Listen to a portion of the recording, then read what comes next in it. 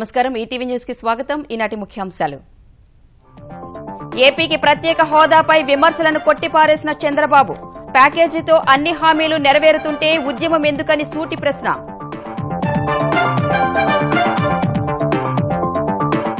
వంశధార నిర్వాసితులకు పరిహారం చెల్లింపులో జాప్యంపై చంద్రబాబు ఆగ్రహం 150 కోట్లు మంజూరు రేపే 44 కోట్ల రూపాయల పంపిణీ ఎస్సీ ఎస్టీ ఉప ప్రణాళిక అమలుపై కేసీఆర్ సమీక్ష జనాభా నిష్పత్తి కంటే ఎక్కువ నిధులు ఖర్చుకు ఆదేశాలు పారదర్శకత ఉండాలని స్పష్టీకరణ హిరాఖండ్ ప్రమాదంపై ముమ్మర దర్యాప్తు ఘటనా స్థలాన్ని పరిశీలించిన ఎన్ఐఏ ఏపీ సిఐడి బృందాలు రైల్వే సిబ్బంది నుంచి కీలక సమాచారం సేకరణ జల్లికట్టు బిల్లుకు తమిళనాడు శాసనసభ ఏకగ్రీవ ఆమోదం మెరీనా బీచ్ వద్ద ఆందోళన విరమణ ఉదయం పోలీసుల హడావుడితో అట్టుడికిన చెన్నై బొగ్గు కుంభకోణం కేసులో కీలక పరిణామం మాజీ సంచాలకుడు రంజిత్ సిన్హాపై సీబీఐ దర్యాప్తునకు సుప్రీంకోర్టు ఆదేశాలు ప్రత్యేక బృందం ఏర్పాటు ఫిబ్రవరి 1నే కేంద్ర బడ్జెట్ 5 రాష్ట్రాల ఎన్నికల దృష్ట్యా వాయిదా వేయాలన్న పిటిషన్ను కొట్టివేసిన సుప్రీంకోర్టు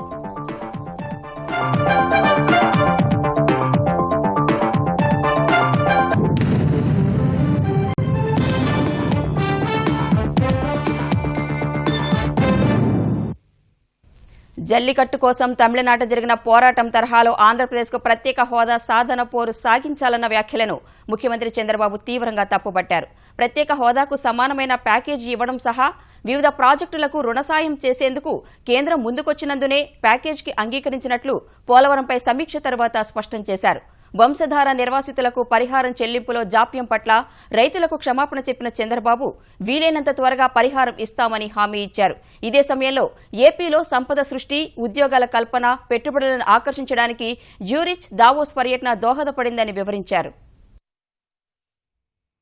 ప్రతి సోమవారం పోలవరంపై సమీక్షలో భాగంగా ముఖ్యమంత్రి చంద్రబాబు వర్చువల్ ఇన్స్పెక్షన్ ద్వారా పనుల పురోగతి పరిశీలించారు సంక్రాంతికి కార్మికులు అందుబాటులో లేక పనుల్లో జాప్యం జరిగిందన్న ఆయన ఈ వారం వేగవంతమవుతాయని చెప్పారు డయాఫ్రమ్ వాల్ గేట్ల ఏర్పాటు పనులను ఈ నెల 29న ప్రారంభిస్తున్నట్లు వివరించిన చంద్రబాబు వచ్చే 2 సీజన్లలోగా ప్రాజెక్టు పనులు పూర్తి చేయాలని నిర్దేశించారు ఇదే సమయంలో పోలవరం డంపింగ్ యార్డ్ కారణంగా కొందరు రైతులు ఇబ్బందులు పడుతున్నట్లు ప్రభుత్వం దృష్టికి రాగా ఆ వివాదాన్ని సత్వరమే పరిష్కరించాలని అధికారులను ఆదేశించారు వంశధార నిర్వాసితుల సమస్యను కూడా పరిష్కరించాలని తేల్చి చెప్పారు వంశధారలో ఎన్నో సంవత్సరాలుగా ల్యాండ్ ఎక్విజిషన్ ప్రాబ్లం ఉంది అక్కడ మీకు ఏమాత్రం ఇబ్బంది లేకుండా చేస్తారని చెప్పి నేను ఒక పాలసీ ఇచ్చాను ఆ పాలసీతో వాళ్ళు సాటిస్ఫై అయ్యారు అవి అమలు చేయడంలో అడ్మినిస్ట్రేషన్ ఫెయిల్ అయ్యారు ఇప్పుడు దాంతో వాళ్ళు పనులు అవుతున్నాయి మాకు డబ్బులు ఇవ్వలేదు మీరు చెప్పిన మాట నిలబెట్టుకోదని మళ్ళా రోడ్డు మీదకి వచ్చే పరిస్థితికి వచ్చారు వాళ్ళకి నేను అపాలజీ చెప్తున్నా ఫార్మర్స్ కి ఎందుకంటే ఫెయిల్యూర్ అది అడ్మినిస్ట్రేషన్ తప్ప ఇంటెన్షన్ కాదు మీరు అర్థం చేసుకోండి కోఆపరేట్ చేయండి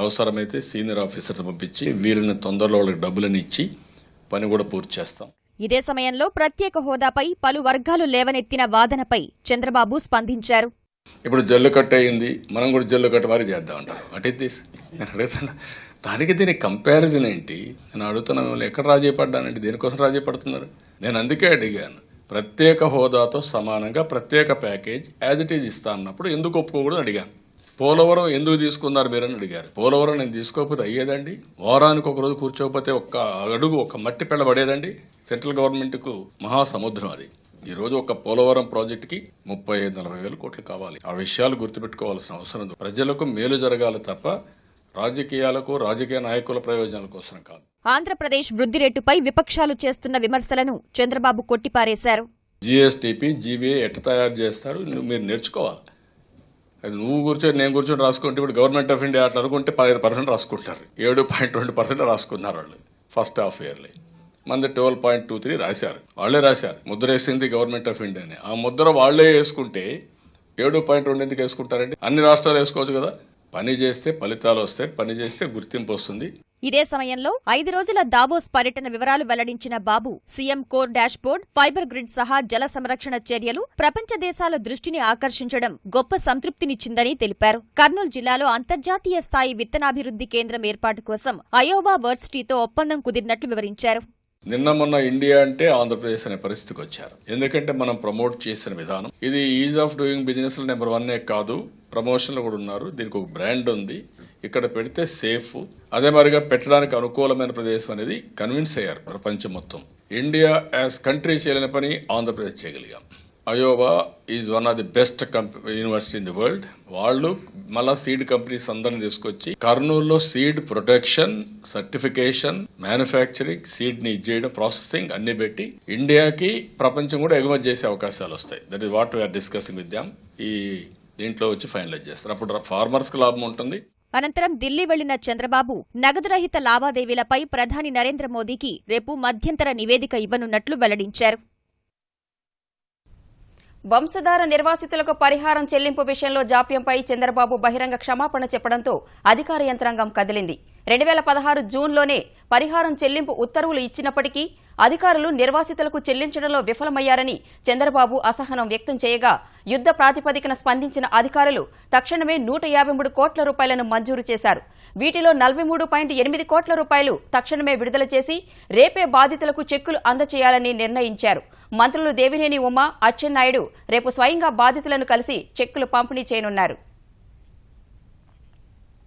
ఆంధ్రప్రదేశ్కు ప్రత్యేక హోదాపై ట్విట్టర్ వేదికగా ఇటీవల కేంద్రాన్ని తరచూ ప్రశ్నిస్తున్న జనసేన అధ్యక్షుడు పవన్ కళ్యాణ్ ఇవాళ మరోసారి స్పందించారు.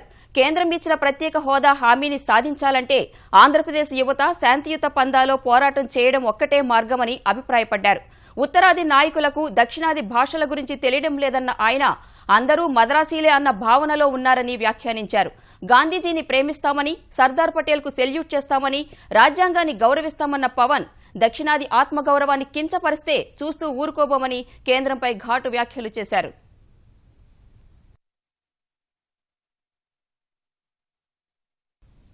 తెలంగాణలో ఎస్సీ, ఎస్టీలకు జనాభా నిష్పత్తి కంటే ఎక్కువ నిధులను పూర్తి పారదర్శకంగా ఖర్చు చేయాలని ముఖ్యమంత్రి కేసీఆర్ అధికారులను ఆదేశించారు.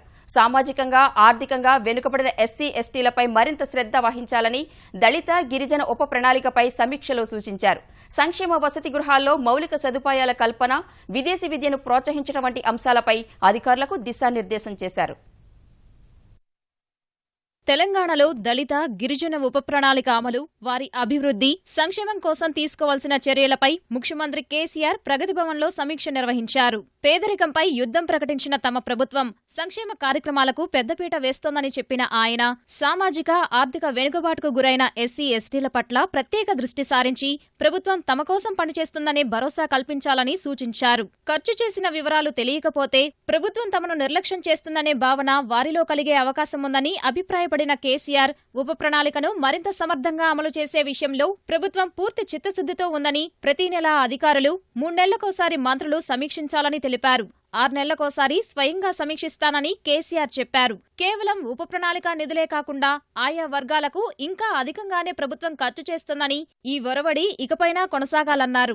ఎస్సీ, ఎస్టీ విద్యార్థులకు మంచి చదువు అందాలనే లక్ష్యంతో ఎంత ఖర్చైనా వెనకాడకుండా గురుకులాల ఏర్పాటుతో పాటు విదేశీ ఉపకార వేతనాలు ఇస్తున్నామని, ఆర్థిక తోడ్పాటు సహా ఇతర పథకాల్లోనూ ఎక్కువ రాయితీ ఇస్తున్నామని కేసీఆర్ తెలిపారు. వసతి గృహాల్లో కనీస సౌకర్యాలు మెరుగుపరిచేందుకు మరింత శ్రద్ధ వహించాలన్న ఆయన మెస్ ఛార్జీలు, కాస్మోటిక్ ఛార్జీలు పెరగాలన్నారు. విదేశీ విద్యా ఉపకార వేతనాలను అవసరమైన వారందరికీ ఇవ్వాలని, పరిమితి అక్కర్లేదని స్పష్టం చేశారు.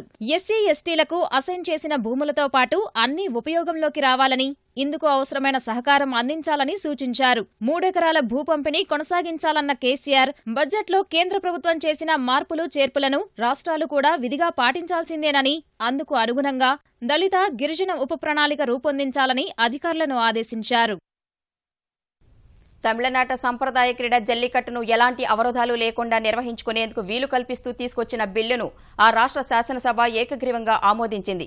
జల్లికట్టుపై నిషేధానికి వ్యతిరేకంగా విద్యార్థులు సహా పలు వర్గాల వారు పెద్ద ఎత్తున ఆందోళనలు చేపట్టిన వేళ 2 రోజుల క్రితం తీసుకువచ్చిన ఆర్డినెన్స్ ను చట్టంగా మార్చేందుకు ఉద్దేశించిన బిల్లును శాసనసభ మూజువాణి ఓటు ద్వారా ఆమోదించింది. జంతుహింస నిరోధక చట్టం 1960కి సవరణ చేస్తూ తీసుకొచ్చిన బిల్లును ముఖ్యమంత్రి పన్నీర్ సెల్వం సభలో ప్రవేశపెట్టగా ప్రధాన ప్రతిపక్షం డీఎంకే సహా అన్ని పార్టీలు మద్దతు తెలిపాయి. ఆర్డినెన్స్ తీసుకొచ్చిన జనవరి 21 నుంచి ఇది అమల్లోకి వస్తుందని ముఖ్యమంత్రి తెలిపారు. బిల్లును సభ ఆమోదం తెలపడంతో తమిళనాడు వ్యాప్తంగా చేపట్టిన ఆందోళనల్ని విరమించారు. అంతకుముందు జల్లికట్టుకు మద్దతుగా ఆందోళనలు చేసిన వారితో చెన్నై సహా పలు ప్రాంతాల్లో తీవ్ర ఉద్రిక్త పరిస్థితులు తలెత్తాయి.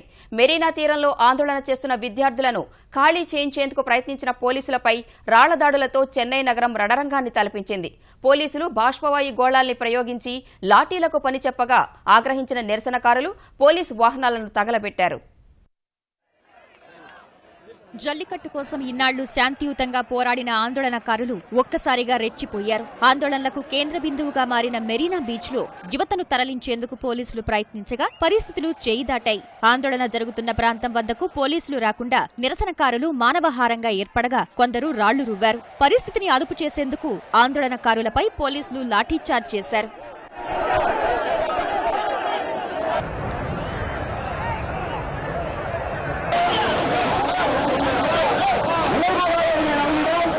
అనంతరం మరింత రెచ్చిపోయిన ఆందోళనకారులు మెరీనా బీచ్ సమీపంలో ఉన్న ఐస్ హౌస్ పోలీస్ స్టేషన్ కు నిప్పు పెట్టేందుకు యత్నించారు. పోలీస్ స్టేషన్ ఎదుట ఉన్న వాహనాలను తగలబెట్టారు. ఈ పరిస్థితులతో మరింత అప్రమత్తమైన పోలీసులు చెన్నై అంతటా భారీగా బలగాలను మోహరించారు.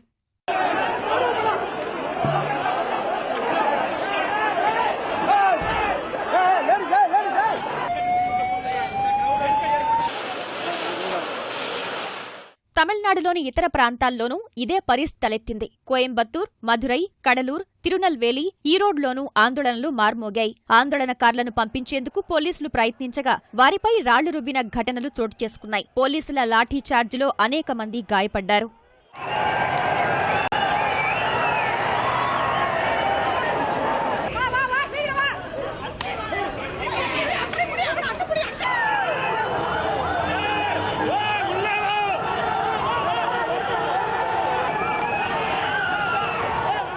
శాంతి భద్రతల పునరుద్ధరణ కోసం అత్యవసర సమీక్ష నిర్వహించిన ముఖ్యమంత్రి పన్నీర్ సెల్వం జల్లికట్టు ఉద్యమం వల్ల తలెత్తిన సమస్యలపై చర్చించారు. ప్రస్తుతం పరిస్థితి అదుపులో ఉందని పన్నీర్ సెల్వంకు డీజీపీ వివరించారు. బొగ్గు కుంభకోణం కేసుల దర్యాప్తును ప్రభావితం చేశారనే ఆరోపణలు ఎదుర్కొంటున్న సీబీఐ మాజీ డైరెక్టర్ రంజిత్ సిన్హాకు ఉచ్చు బిగుసుకుంటోంది.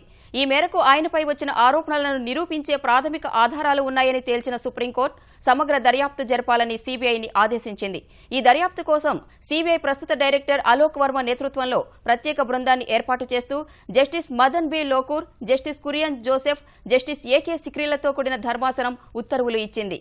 సీబీఐ మరో మాజీ డైరెక్టర్ ఎంఎల్ శర్మ కమిటీ ఇచ్చిన నివేదిక ఆధారంగా రంజిత్ సిన్హాపై దర్యాప్తు చేసేందుకు సీబీఐ ప్రస్తుత డైరెక్టర్ అలోక్ వర్మ నేతృత్వంలో ప్రత్యేక బృందాన్ని ఏర్పాటు చేసిన ధర్మాసనం అవసరమైతే తనకు నచ్చిన 2 అధికారుల సహాయాన్ని తీసుకోవచ్చని తెలిపింది.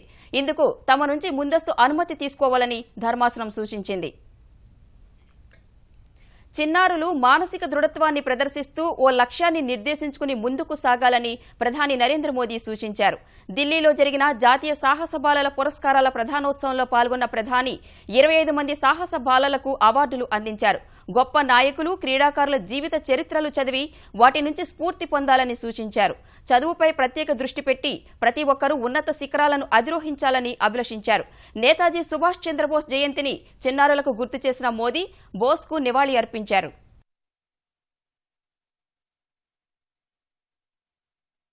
जीवन में ये एक अवसर आया है पराक्रम का।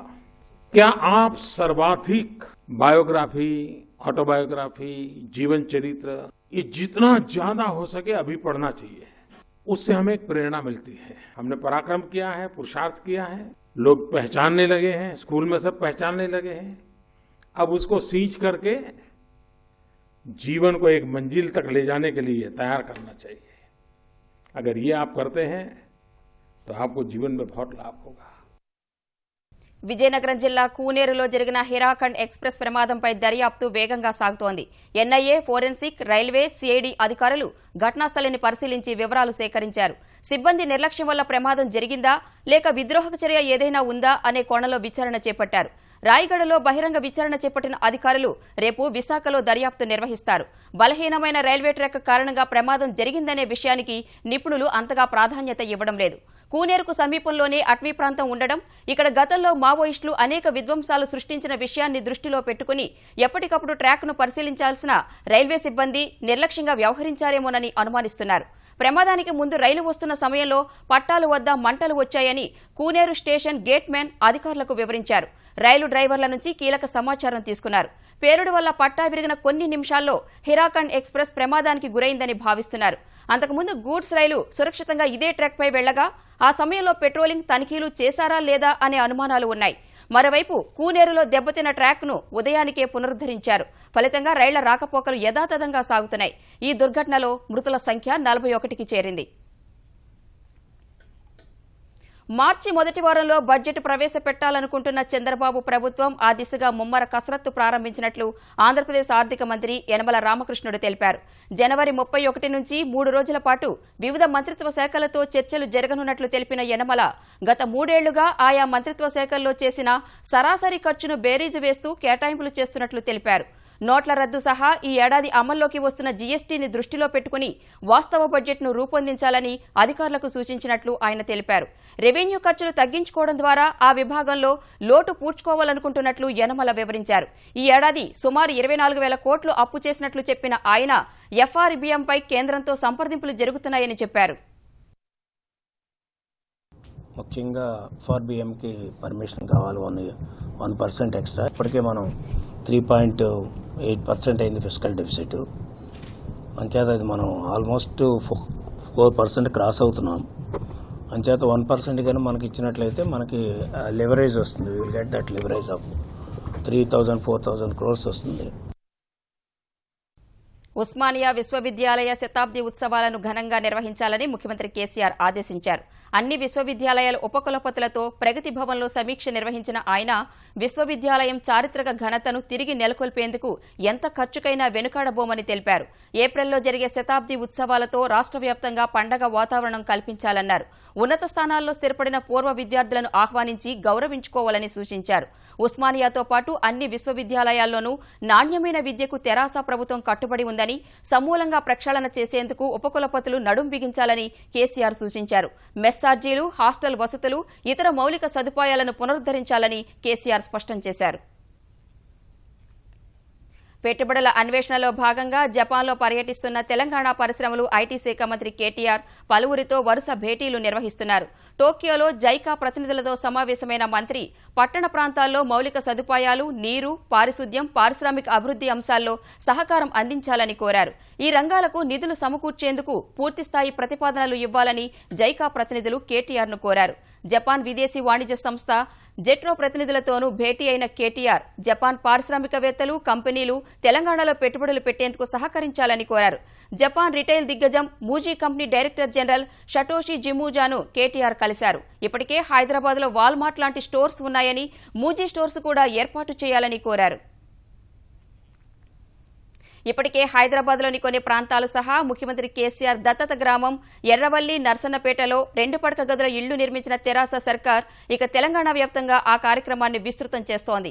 ఫిబ్రవరి నుంచి అన్ని నియోజకవర్గాల్లో ఇళ్ల నిర్మాణ పనులు వేగవంతం చేయనున్న సర్కార్ వచ్చే 9 నెలల్లో పూర్తి చేయాలని భావిస్తోంది.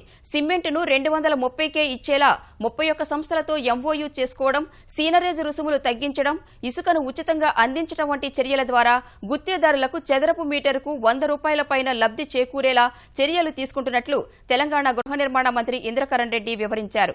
గ్రామీణ నియోజకవర్గాల్లో మరో 1000 ఇళ్లను మంజూరు చేస్తామని చెప్పారు. ఇప్పటికీ చాలా మటుకు ఇప్పుడు సిద్దిపేట జిల్లా పూర్తి మొదలైనవి, మరి అదేవిధంగా ఖమ్మం జిల్లాలో పూర్తయినాయి, అంటే మొదలైనవి అన్ని. మరి ఇప్పుడు మా దగ్గర కొన్ని నిజామాబాద్లో మొదలైనవి, కొన్ని ఆదిలాబాద్ నిర్మల్ జిల్లాలో మొదలైనవి, వరంగల్లో మొదలైనవి, ఖమ్మంలో మొదలైనవి, మహబూబ్నగర్లో కూడా మొదలైనవి. ఈ విధంగా నేను అనుకుంటాను వచ్చే ఈ ఫిబ్రవరి నెలలో పూర్తిగా ఇళ్ళని కూడా ఇచ్చినటువంటి కోట కంప్లీట్గా మొదలవుతుంది. తెలంగాణ ప్రభుత్వం ఖమ్మం జిల్లాలో ప్రతిష్టాత్మకంగా నిర్మిస్తున్న Bhakta Ramadasu project trial run విజయవంతమైంది. తెలంగాణ ప్రభుత్వ సలహాదారు పెంటారెడ్డి, ఇంజనీర్లు ఈ ట్రయల్ రన్ను నిర్వహించారు. ఈ ప్రాజెక్టు పనులు ప్రారంభించిన 8 నెలల్లోనే పూర్తి చేశామని ఇంజనీర్లు తెలిపారు. దీని ద్వారా తిరుమలాయపాలెం, కూసుమంచి, ఖమ్మం గ్రామీణం, నేలకొండపల్లి మండలాల్లోని 60,000 ఎకరాలకు సాగునీరు అందుతుందని వివరించారు. ఖమ్మం జిల్లాలో ఫిబ్రవరిలో జరిగే ముఖ్యమంత్రి కేసీఆర్ పర్యటనలో ఈ ప్రాజెక్టును పూర్తిగా రైతులకు అందుబాటులోకి తెస్తామని చెప్పారు.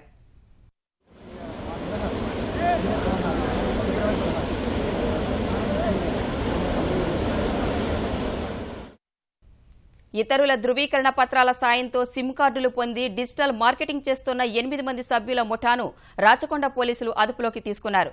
వారి నుంచి 8 ల్యాప్టాప్లు, 99 సెల్ ఫోన్లు, యాక్టివేషన్లో ఉన్న 4,350 సిమ్లు సహా 50,000 రూపాయలు స్వాధీనం చేసుకున్నారు.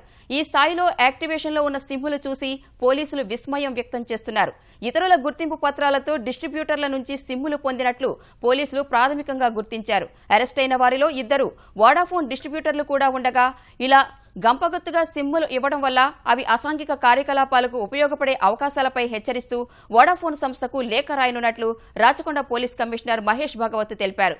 వినియోగదారులు తమ గుర్తింపు పత్రాలు ఇచ్చే క్రమంలో జాగ్రత్తలు పాటించాలని సూచించారు. గుంటూరు జిల్లా బొల్లాపల్లి మండలం నల్లమల అటవీ ప్రాంతంలో మావోయిస్టులకు సంబంధించిన భారీ డంపు లభ్యమైంది. అందులో బుల్లెట్లతో పాటు 303 SA బాల్ ఎమ్యునేషన్లు 6, 410 మస్కట్ SA బాల్ ఎమ్యునేషన్లు 49 సహా పెద్ద ఎత్తున మందుగుండు సామాగ్రి, ఇతర పరికరాలను స్వాధీనం చేసుకున్నట్లు నర్సారావుపేట డీఎస్పీ నాగేశ్వరరావు తెలిపారు. రేమిడిచెర్ల 7వ మైలురాయి వద్ద ఈ డంపును వెలికి తీసినట్లు ఆయన వివరించారు. 5 రాష్ట్రాల ఎన్నికలకు ముందు కేంద్రం బడ్జెట్ ప్రవేశపెట్టకుండా అడ్డుకోవాలన్న పిటిషన్ను సుప్రీంకోర్టు కొట్టివేసింది. ఇప్పటికే ఎన్నికల షెడ్యూల్ వెలువడినందున బడ్జెట్ను ఎన్నికలు పూర్తయ్యే వరకు వాయిదా వేయాలని కోరుతూ దాఖలైన ప్రజా ప్రయోజన వ్యాజ్యంపై విచారణ చేపట్టిన సుప్రీంకోర్టు ఆ వ్యాజ్యాన్ని కొట్టేసింది. విచారణ సందర్భంగా రాష్ట్రాల ఎన్నికలను కేంద్ర బడ్జెట్ ప్రభావితం చేస్తుందా అని ధర్మాసనం ప్రశ్నించింది. ఈ విషయాన్ని నిరూపించేందుకు సమగ్ర వివరాలను సమర్పించాలని పిటిషనర్ను ఆదేశించింది. పిటిషనర్ సమర్పించిన ఆధారాలు, కేంద్రం వాదనలు విన్న ధర్మాసనం బడ్జెట్ను అడ్డుకోవాలని చేసిన విజ్ఞప్తిని తోసిపుచ్చింది. ఈసారి బడ్జెట్ సమావేశాలు ఈ నెల 31న ప్రారంభం కానుండగా ఫిబ్రవరి 1న కేంద్రం బడ్జెట్ పార్లమెంటుకు సమర్పించనుంది. మాదక ద్రవ్యాల అక్రమ రవాణా, విక్రయాలను అరికట్టేందుకు చట్టాలను రూపొందించే విధంగా కేంద్రాన్ని ఆదేశించాలని దాఖలైన పిటిషన్కు సంబంధించి సుప్రీంకోర్టు కేంద్ర ప్రభుత్వ అభిప్రాయాన్ని కోరింది. ఈ అంశంపై 3 వారాల్లో సమాధానమివ్వాలని justice NV Ramana, justice DY చంద్రచూడ్లతో కూడిన ధర్మాసనం కేంద్ర ప్రభుత్వాన్ని ఆదేశించింది. మాదక ద్రవ్యాల అక్రమ రవాణాను అరికట్టే విధంగా కేంద్రం పటిష్ట చట్టాలు రూపొందించాలని వినీత్ దండా అనే న్యాయవాది దాఖలు చేసిన పిటిషన్పై విచారణ జరిపిన ధర్మాసనం ఈ మేరకు ఆదేశాలిచ్చింది. జాతీయ మానవ హక్కుల కమిషన్ ఎన్హెచ్ఆర్సీ డైరెక్టర్ జనరల్, ఇతర సభ్యుల నియామకంలో జరుగుతున్న జాప్యంపై సుప్రీంకోర్టు అసంతృప్తి వ్యక్తం చేసింది. వారం రోజుల్లో డైరెక్టర్ జనరల్ నియామకం జరపాలని, 4 వారాల్లో ఇతర సభ్యుల నియామకాలు పూర్తి చేయాలని కేంద్ర ప్రభుత్వాన్ని ఆదేశించింది. డైరెక్టర్ జనరల్, ఇతర సభ్యుల నియామకాలు జరపకపోవడం వల్ల ఎన్హెచ్ఆర్సీ పనితీరుపై తీవ్ర ప్రతికూల ప్రభావం పడుతోందంటూ రాధాకృష్ణ త్రిపాఠి అనే న్యాయవాది దాఖలు చేసిన పిటిషన్పై విచారణ చేపట్టిన సుప్రీంకోర్టు ఈ మేరకు ఆదేశాలు జారీ చేసింది. ఈ విచారణ సమయంలో కేంద్రం వైఖరిపై తీవ్ర అసంతృప్తి వ్యక్తం చేసిన justice JS Khehar, justice NV Ramana, justice DY చంద్రచూడ్లతో కూడిన ధర్మాసనం 2014 మార్చి నుంచి నియామకాలు చేపట్టకపోవడమేంటని కేంద్రాన్ని నిలదీసింది. ఈ విషయంలో ఇంకా జాప్యం చేస్తే తీవ్ర పరిణామాలు తప్పవని కేంద్రాన్ని సూచించింది.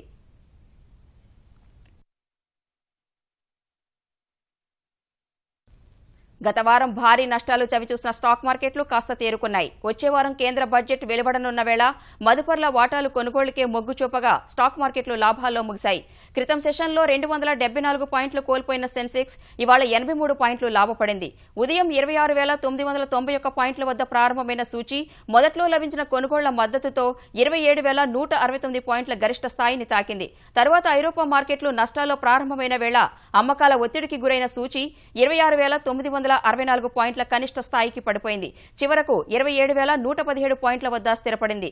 జాతీయ స్టాక్ ఎక్స్చేంజి సూచీ నిఫ్టీ 42 పాయింట్లు పెరిగి 8,392 వద్ద స్థిరపడింది. ఈటీవీ న్యూస్ సమాప్తం. నమస్కారం.